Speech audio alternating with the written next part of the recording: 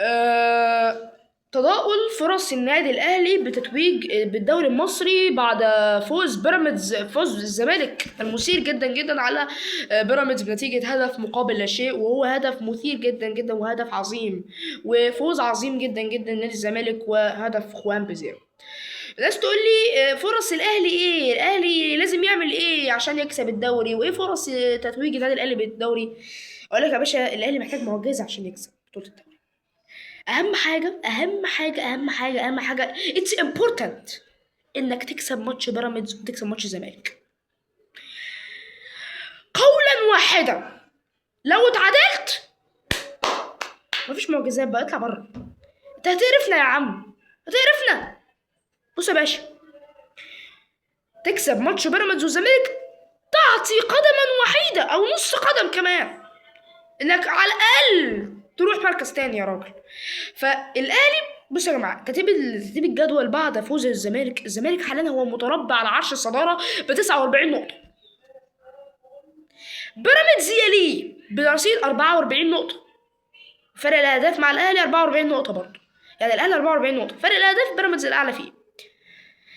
مركز رابع سيراميكا كليوباترا، وده ممكن جدا يا عم خلي سيراميكا كليوباترا معانا، لكن بعدها بقى انبي والناس دي، فخلينا في الاربعه اللي قدامي. الزمالك الزمالك 49 نقطة، بيراميدز 44، الأهلي 44، سيراميكا 43.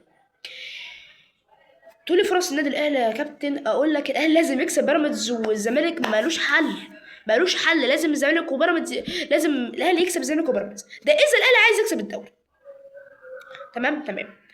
ماتش المصري اللي هيكون آخر ماتش في الدوري، أنت لازم تكسبه فرق كبير. يعني فرق كبير يعني يتعدى 3-0 أو 2-0 على الأقل. فرق الاهداف مع بيراميدز يا كابتن، فرق الاهداف مع بيراميدز والزمالك بقى. ما انت لو هتلاعب بيراميدز والزمالك، الزمالك الماتش الجاي هيلاعب مين؟ هيلاعب انبي، صح؟ هيلاعب انبي.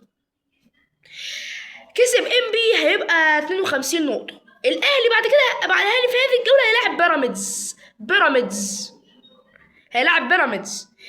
لو الاهلي كسب يا باشا هيكون 47 نقطة، ولو بيراميدز كسب هيكون 47 نقطة، فنفس الفرق ونفس الفرق. الزمالك لازم يقف، لازم يتعثر عشان الاهلي يصعد، عشان الاهلي يكسب الدوري. ده فرص الاهلي. الزمالك لازم يتعثر، لازم يخسر لازم يخسر 3 نقاط، مش نقطتين ولا نقطه، لا يا حبيبي، 3 نقاط يعني ماتش كامل.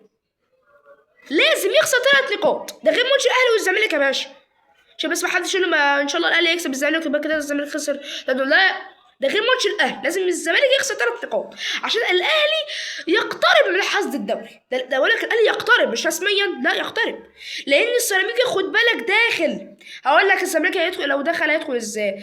لو تعادل الاهلي وبيراميدز هيبقوا كام؟ 45 و45، السيراميكا 43 تكسب 46.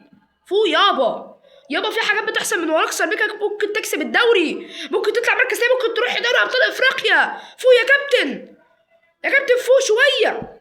سيراميكا ممكن كمان تروح دوري ابطال افريقيا، ده اذا بيراميدز تعادل مع الاهلي. فدي كلها شكوك، ودي كلها اراء، ودي كلها احتمالات، كل ده وارد.